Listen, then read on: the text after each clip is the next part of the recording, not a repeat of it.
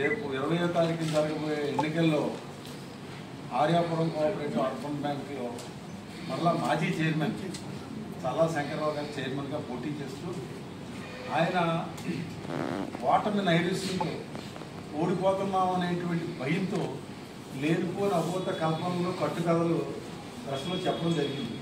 ఇవాళ ఆధారాలతో సహా కొన్ని విషయాలు ఇప్పుడు ఒక అబద్ధాన్ని నిజం చేద్దామని అనుకుంటే అది పొరపాటు. వాళ్ళ పేపర్ల మీద ఉంది, అన్నింటి మీద ఉంది. వాళ్ళ ఆయన చేసిన ఆరోపణ ఏంటంటే రౌతు సూర్యప్రకాశరావు గారు నేను చైర్మన్గా పోటీ చేస్తుంటే ఆయన తట్టుకోలేక 2019లో నా మీద 51 ఎంక్వైరీ వేసారనేటువంటి ఒక అబోధ కల్పన కట్టుకథలు చెప్పి ఓటమి నైరస్యంతో ఆయన చేసిన ఆరోపణ. ఒక్కసారి వెనక్కి తిరిగి చూసుకున్నట్లయితే నేను 2004-2009లో శాసనసభ్యుడిగా ఉన్నప్పుడు మొదటి నుంచి కూడా నాకు ఏంటంటే ప్రజాస్వామ్యయుతంగా ప్రతి రంగం కూడా ప్రజా పరిపాలన ఉండాలని కోరుకునేటువంటి వ్యక్తిని. అలాంటి ఆలోచనతో 2000 నా మీద పోటీ చేసినటువంటి ఆ రోజు గోరంట్ల బుచ్చి చౌదరి గారు తెలుగుదేశం పార్టీ నుంచి, ప్రజారాజ్యం నుంచి చల్లా శంకర్రావు గారు పోటీ చేశారు. నేనేమో కాంగ్రెస్ నుంచి పోటీ చేసి ఎమ్మెల్యేగా నేను గెలవడం జరిగింది. అయితే ఆయన ఓడిపోయిన తర్వాత నా దగ్గరికి వచ్చి, తమ్ముడు నేను నా వయసు అయిపోయింది, ఇది నాకు జీవితంలో ఆఖరి కోరిక, నన్ను ఆర్యాపురం కోఆపరేటివ్ అర్బన్ బ్యాంకు చైర్మన్గా నన్ను చేయాలని చెప్పి ఆయన రిక్వెస్ట్ చేయడం జరిగింది. నేను సరే అనే నాకు టైం ఇయ్యని చెప్పి పార్టీలో ఉన్న ప్రముఖులతో అందరితో చర్చిస్తే ఏ ఒక్కరు కూడా ఒప్పుకోలేదు. నువ్వు అందరినీ నమ్ముతావు, ఏరు దాటిన తర్వాత తెప్ప తగిలేస్తాడని చెప్పి ఆ రోజు పెద్దలు చెప్పడం జరిగింది. అది ఈ రోజు నిజమైంది. అంటే కాలం అయితే కానీ కొన్ని విషయాలు బయటపడవని చెప్పి ఆ రోజు స్పష్టంగా చెప్పారు సీనియర్లు, అనుభవం ఉన్న వాళ్ళు అందరూ కూడా. ఎవరు ఒప్పుకోలేదు పార్టీలో ఉన్నవాడు. ఇదేంటి ఎవరు ఒప్పుకుంటలేదు దీని గురించి, అందరినీ మంచిగా గుడ్డిగా నమ్మడం నా తప్ప అని చెప్పేసి ఏదైనా ఆయన పాపం ఆఖరి చివరి కోరిక అంటున్నాడు, ఇదే జీవితంలో ఆఖరి కోరిక అంటున్నాడు అని చెప్పి పైన రాష్ట్ర ప్రభుత్వాన్ని కూడా వెళ్ళి నేను అప్పుడున్న కోఆపరేటివ్ మినిస్టర్ కృష్ణారెడ్డి గారికి చెప్తే అలా పైనుంచి కింద దాకా తీసేసి ఏం రాజకీయవేత్త నువ్వు, నీ మీద పోటీ చేసిన మళ్ళీ తెచ్చి నువ్వు చైర్మన్గా ఎలా పెట్టుకుంటావు అక్కడ, అసలు మేమైతే మా అందరూ కూడా పదవులు అనేవి మా దగ్గరే పెట్టుకుంటాం. నేను అలా కాదంటే ఒక ఎమ్మెల్యేగా నిత్యం ప్రజలతో అనేక సమస్యలు ఉంటాయి. మనం వాళ్ళ కోఆపరేటివ్ బ్యాంక్ అనేది పేద బడుగు బలహీన వర్గాలకు సంబంధించింది, అందులో కొన్ని వేల మంది మెంబర్స్ ఉన్నారు, కోట్లాది రూపాయలు, దానికి సరైన అజమాయిషీ ఉంటే బాగుంటుంది, అటువంటి అజమాయిషీ గల వ్యక్తులు ఉంటే అక్కడ బాగుంటుందనే ఉద్దేశంతో నేను అడుగుతున్నానంటే మేమైతే ఎవరు ఒప్పుకోం, నువ్వు లోకల్ ఎమ్మెల్యే కాబట్టి నువ్వు ఏం చెప్తే మేము చేయాలి గవర్నమెంట్లో అన్నారు. ఆయన ఒప్పుకోకపోయినా కూడా ఎన్నికలు పెట్టించి 2013లో ఆయన చైర్మన్ కావడానికి నేను పూర్తిగా సహకరించాను. ఆయన నా మీద చేసిన ఆరోపణ ఏంటంటే నేనంటే 2019లో ఎమ్మెల్యేగా పోటీ చేసినప్పుడు ఆ ఎమ్మెల్యేగా నాకు సహకరించలేదు కాబట్టి ఆయన కోడలంట. ఇప్పుడు ఆయన కోడలు గుర్తొచ్చిందేమో. ఆ రోజు విషయాలన్నీ కూడా చెప్తే మరి ఇవాళ పక్కలో కత్తులు పెట్టుకుని ఉండేవారు వాళ్ళందరూ, బయట మాత్రం ఇవాళ కోడలు అంటున్నారు. అలాంటి వ్యక్తి ఇవాళ కోడలని చెప్తున్నాడు. ఆయన అసలు ఈ 51 ఎంక్వైరీ ఎప్పుడు వచ్చింది? 2019లో నేను ఎమ్మెల్యేగా అంటున్నాడు. ఇవాళ 51 ఎంక్వైరీ అనేది ఆయనకి 2013లో ఆయన 14లో 2013 ఎలక్షన్ అయితే 14లో చైర్మన్గా బాధ్యతలు తీసుకున్న తర్వాత ఆయన 16-17లో అప్పుడు సెక్రటరీ సిబిఎస్ సుబ్రహ్మణ్యం గారిని ఉండేవాడు. ఆయన మంచి అనుభవం ఉన్నాడు. ఆర్యాపురం బ్యాంక్ అయితే సుబ్రహ్మణ్యుడు ఆర్యాపురం బ్యాంక్ ఏది రూల్కి వ్యతిరేకంగా వెళ్తే ఒప్పుకునేవాడు కదా. అటువంటి వ్యక్తి ఇవాళ ఆయన ఈయన చేసినటువంటి అగెనెస్ట్ ది రూల్స్ బ్యాంక్కి అగెనెస్ట్గా ఆయన ఒప్పుకునేవాడు కాదు. దానికి ఈయన మనస్తాపం చెంది ఎలాగైనా ఈయన అడ్డు తొలగించుకోవాలని చెప్పి ఒక ఆలోచన చేశాడు. ఏంట్రా ఆలోచన అంటే ఈయన మీద ఎంక్వైరీ వేయించాలి, ఎలాగ వేయించాలి ఆయన మీద ఎంక్వైరీ అని చెప్పి అప్పుడు అసిస్టెంట్ సెక్రటరీగా ఉన్న సుధాకర్ అని ఉన్నాడు. సుధాకర్ అని ఆయన ద్వారా రాసి అప్పుడు డైరెక్టర్గా ఉన్నప్పుడు పోటీ చేస్తున్నటువంటి రంగబాబు గారి ద్వారా రాష్ట్ర ప్రభుత్వానికి అప్పుడు 2014 నుంచి 19 వరకు తెలుగుదేశం ప్రభుత్వం ఉంది. నేను ప్రభుత్వంలో లేను, 14తోనే నాది అయిపోయింది, నా కథ ముగిసిపోయింది. 14 నుంచి 19 వరకు తెలుగుదేశం ప్రభుత్వం ఉంది. తెలుగుదేశం ప్రభుత్వంలో ఇవాళ జీవో కాపీలతో సహా ఉన్నా, మీకు జీవో కాపీలు అన్నీ కావాలని ఇస్తాను.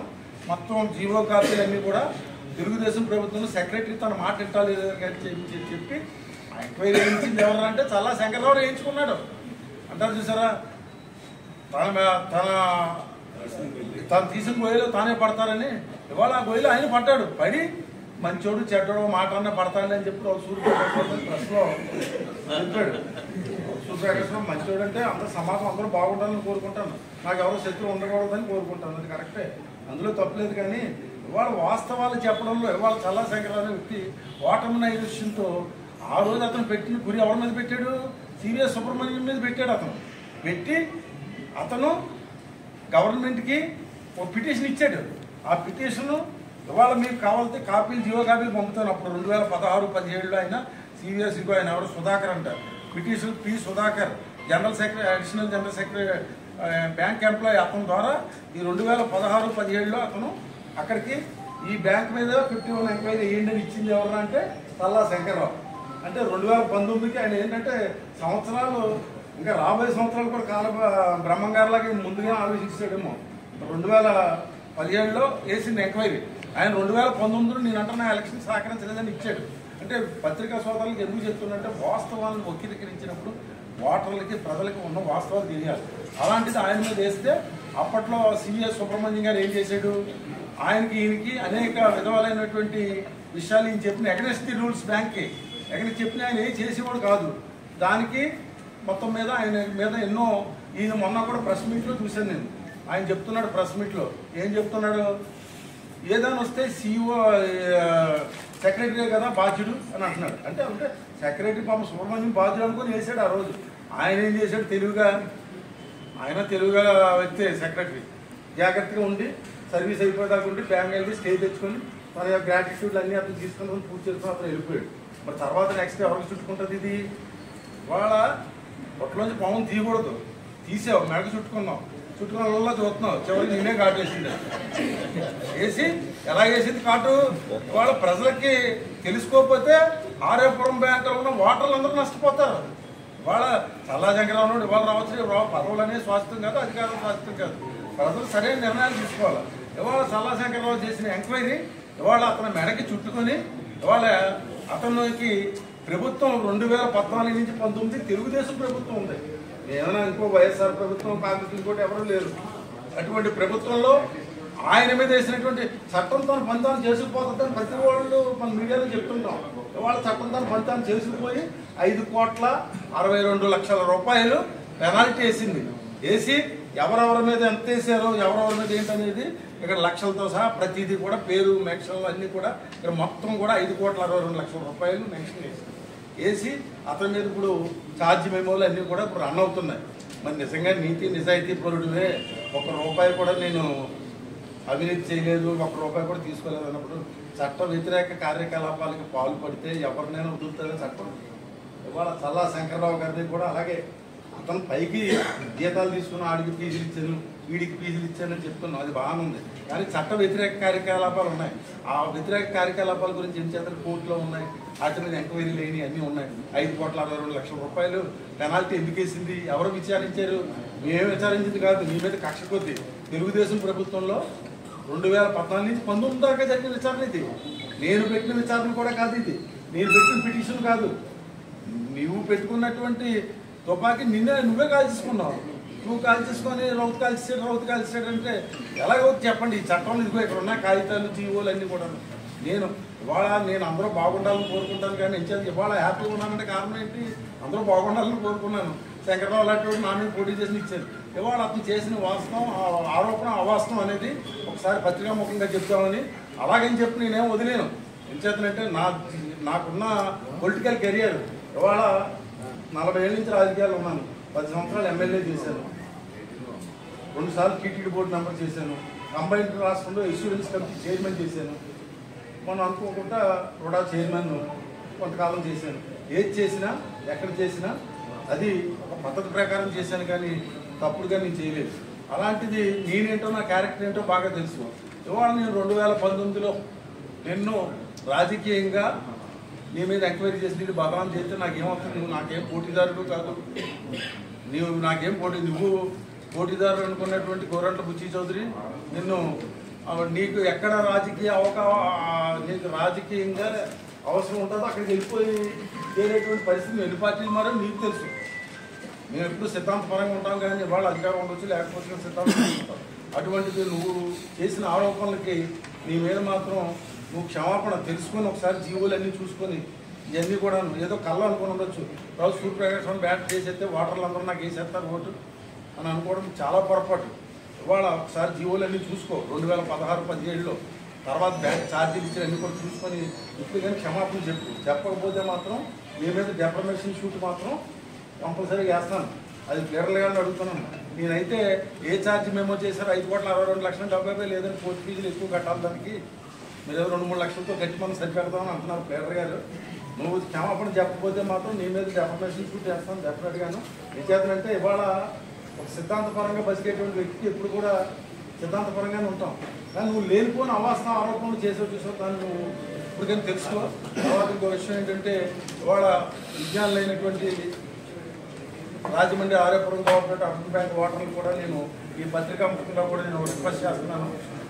ఇవాళ పార్టీల్లో కన్నా ఏంటంటే మీరు మరలా బ్యాంక్ అనేది ఒక అగాధంలో పడిపోకుంటే ఇవాళ మనం చూస్తున్నాం. కోఆపరేటివ్ బ్యాంక్ పక్కన ఉన్న కాకినాడ కోఆపరేటివ్ బ్యాంక్ సరదాగా పరిగెడుతుంది, కనకమహాలక్ష్మి కోఆపరేటివ్ బ్యాంక్ బాగా పరిగెడుతుంది, విశాఖ కోఆపరేటివ్ బ్యాంక్ బాగా పడుతుంది. మళ్ళాంటి బ్యాంకులకి ఏంటంటే ఇలాంటి వ్యక్తుల్ని ఇలాంటి చాలా సంఖ్యలో లాంటి వ్యక్తులు ఇవాళ హిట్ ఫ్రోకో అంటే నేను అన్నీ చెప్పకూడదు. చాలా ఎంచేతంటే నీకు ఇది నాకు అది అని అన్ని బోర్డులు ఉన్నాయి, అన్నీ రాస్తే పోతుంది. మళ్ళీ ఇప్పుడు మధ్యాహ్నం భోజనం టైం కూడా రాసిపోతుంది. అన్నీ ఉన్నాయి, అన్ని చేసి పెద్ద మనిషిలాగా వచ్చేసి రౌతు నన్ను ఎంక్వైరీ చేసేది అన్నీ చెప్పడం కరెక్ట్ కాదు. ముందు నీ ఆత్మ నువ్వు పరిశీలించు, నువ్వు కరెక్ట్గా చేసావా లేదా. ఏ పొద్దున్న చిన్న బ్యాంకు పావలా సరిపల్లి విశ్వేశ్వరరావు కలెక్ట్ చేసి ఇవాళ కోట్లాది రూపాయలు చేరిందంటే దాన్ని నిలబెట్టాల్సిన బాధ్యత సమాజంలో బాధ్యత ఉన్నటువంటి చెప్పిన వ్యక్తులందరూ కూడా మేము ముందుకు వచ్చాం. మంచి వాళ్ళని సెలెక్ట్ చేసాం. ఎక్కడ ఏ విధంగా మచ్చలేని వ్యక్తులు వాళ్ళు ఏ పొద్దున్న గెలిచి అధికారంలోకి అక్కడ కూర్చోబెట్టిన తర్వాత వాళ్ళని పరిరక్షించే బాధ్యతలు మేము అందరూ తీసుకుంటాం. వదిలేం వాళ్ళు ఏదో వాళ్ళు బ్యాంకు పంపించి వాళ్ళు గొడవ వాళ్ళకి మా గొడవ మాదంటే మా అందరికీ వస్తుంది చెడ్డ పేరు. మేము అలాంటి చెడ్డ పేరు రాకపోతే ఉన్న ప్రతి ఒక్కరు కూడా వివిధ సంస్థల్లో బాగా ఆరితేరినటువంటి వాళ్ళు అందరూ ఉన్నాం. రేపటి రోజున ఆ సంస్థను మరింత దేదీప్యమానంగా ముందుకు తీసుకెళ్లేలాగా మా ఎవరైతే ఈ ఛానల్ని మేము ఒకటి మాత్రం నేను చెప్తున్నాను, రాజకీయంగా ఏంటంటే ఎవరెవరు ఏదో చెప్పొచ్చు, తెలిసి తెలియదు ఏదో మాట్లాడు. ప్రజా ప్రయోజనాల దృష్ట్యా వాళ్ళు కమ్యూనిస్ట్ పార్టీ ఉంది పాప వాళ్ళు ఏ కార్యక్రమం వచ్చినా జెండా పట్టుకుంటారు. అటువంటి కమ్యూనిస్ట్ పార్టీని అందరినీ కలుపుకొని మేము ప్రజా ప్రయోజనాల దృష్ట్యా బ్యాంకు పరిరక్షణ దృష్ట్యా ఈ బెల్ట్ పెట్టడం జరిగిందని చెప్పి ఒక మాట చెప్తూ నేను సార్ అంటే ఇది వైసీపీ బెల్టా లేకపోతే మీది అన్ని పార్టీలు లేకపోతే అన్ని ప్రజా సంఘాలతో కూడిన బెల్టా? సేవ్ బ్యాంక్ బెల్ట్ ఇది. అంటే మీ మాజీ ఎంపీ భరత్ గారు నన్ను ఏం అడగలేదు, తర్వాత ఏమో